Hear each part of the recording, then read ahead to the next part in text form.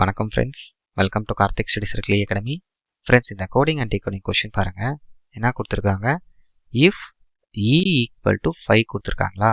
So E equal to 5னோடனே கண்டிப்பாக நமக்கு எல்லாமே தெரியும். இது இங்கிலீஷ் ஆல்ஃபபெட்ஸில் லெட்டர்ஸோட போர்ஷன் பேஸ் பண்ண கொஷின் தான்.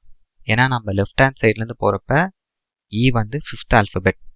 ஆக்சுவலாக இங்கே என்ன லாஜிக் யூஸ் பண்ணியிருக்காங்கன்னா, சி ஃப்ரெண்ட்ஸ், லெட்டர்ஸோட பொசிஷன் தான். ஓகே, லெட்டர்ஸோட position divided by number of letters. Okay, உங்களுக்கு நல்லா எக்ஸ்பிளைன் பண்ணால் இந்த லாஜிக் புரியும். ஸோ இங்கிலீஷ் ஆல்ஃபபெட்டில் இ லெஃப்ட்லேருந்து போகிறப்ப 5th ஆல்ஃபபெட் தான். டிவைடட் பை இங்கே எத்தனை ஆல்ஃபபெட் இருக்குது? ஒரு ஆல்ஃபபெட் இருக்குது. இதுதான் இந்த 5.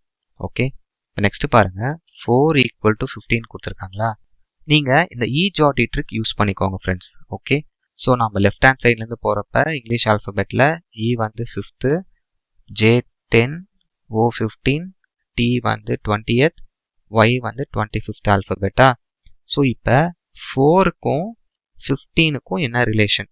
அதாவது 4லேருந்து எப்படி 15 வருதுன்னா, C friends, F 6th alphabet, O 15th alphabet, U 21st. கரெக்டாக? ஏன்னா டி 20னா யூ 21st, ஆர் 18வது. எல்லாத்தையும் ஆட் பண்ணுங்களேன், உங்களுக்கு 0, 6, ஸோ 60 வருதா? So position of the letters எல்லாத்தையும் ஆட் பண்ணிவிட்டு divided by number of letters. So இதில் 4 லெட்டர் இருக்குது. அப்போ 60/4 15. இதுதான் ஃப்ரெண்ட்ஸ் இந்த 15.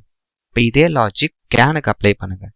ஸோ சி 3rd ஆல்ஃபபெட், ஏ 1st லெட்டர், n 14th. இந்த நம்பர்ஸ் எல்லாத்தையும் ஆட் பண்ணால் எவ்வளோ வருது? 18. என்ன பண்ணும்? நம்ம 18 divided by number of letters. அப்போ இங்கே எத்தனை லெட்டர்ஸ் இருக்குது? 3 லெட்டர்ஸ் இருக்குது. அப்போ 18/3 6. அப்போ இந்த கொஷினுக்கு ஆப்ஷன் டி 6 தான் ஆன்சர். கிளியராக இருக்கா ஃப்ரெண்ட்ஸ்? தேங்க்யூ.